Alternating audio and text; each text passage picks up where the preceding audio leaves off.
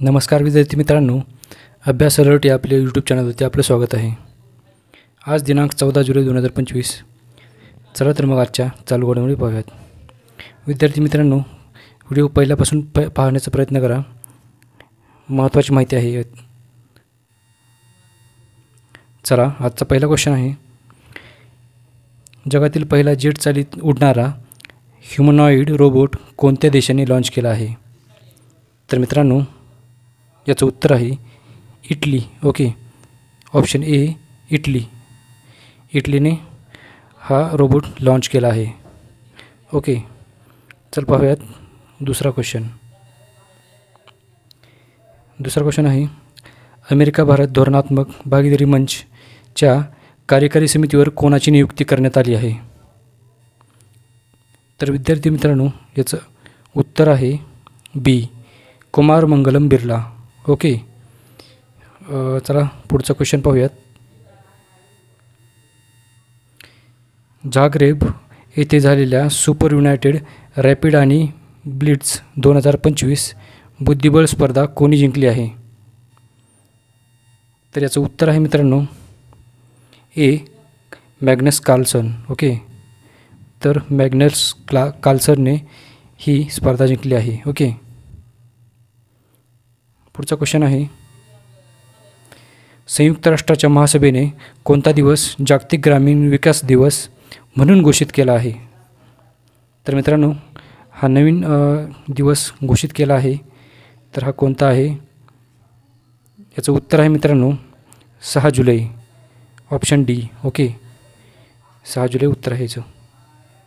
पुढचं क्वेश्चन आहे, ऑपरेशन सिंदूरनंतर मुंबईतील कोणत्या ब्रिजचे नाव बदलून सिंदूर ब्रिज ठेवण्यात आले?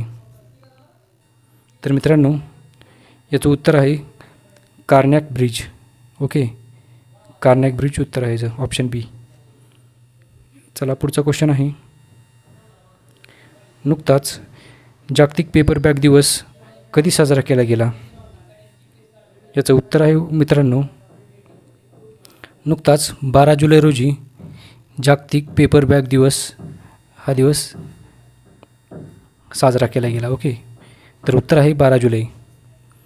पुढचा क्वेश्चन आहे, नुकताच विशेष जनसुरक्षा कायदा कोणत्या राज्याने लागू केला? ओके, तर मित्रांनो, याचं उत्तर आहे महाराष्ट्र। ओके, तर महाराष्ट्राने हा कायदा लागू केला आहे। मित्रांनो, थोडीशी माहिती पाहूयात या कायद्याबद्दल। जनसुरक्षा कायदा हा एक अजामीनपात्र आणि प्रतिबंधात्मक कायदा आहे। या कायद्यानुसार जर सरकारला वाटत असेल की एखादी व्यक्ती सार्वजनिक सुव्यवस्थेसाठी किंवा राष्ट्रीय सुरक्षेसाठी धोका आहे, तर त्या व्यक्तीला कोणत्याही आरोपाशिवाय ताबडतोब ताब्यात घेतली जाऊ शकते। ओके, ही माहिती अत्यंत महत्त्वाची आहे मित्रांनो, लक्षात ठेवा। पुढचा क्वेश्चन आहे 8वा, नुकतेच अर्थुकल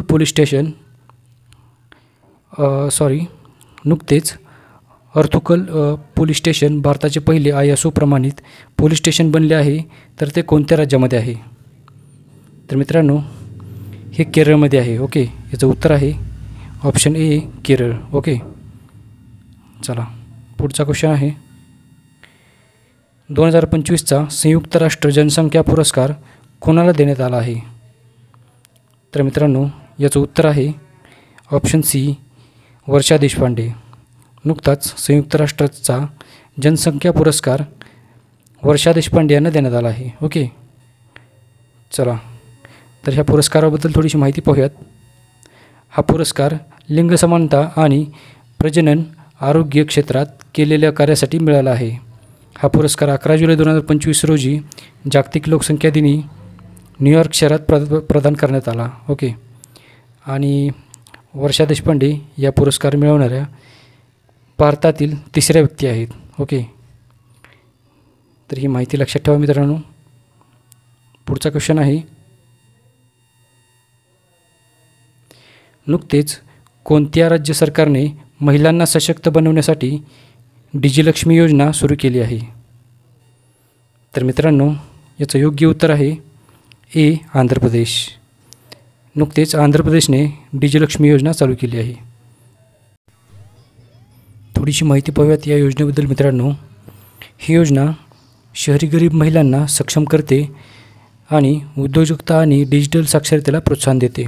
ओके, तर ही माहिती लक्षात ठेवा मित्रांनो. आणि तुम्हाला जर व्हिडिओ आवडत असतील तर व्हिडिओला लाईक आणि चॅनल सबस्क्राईब करा. थँक्यू.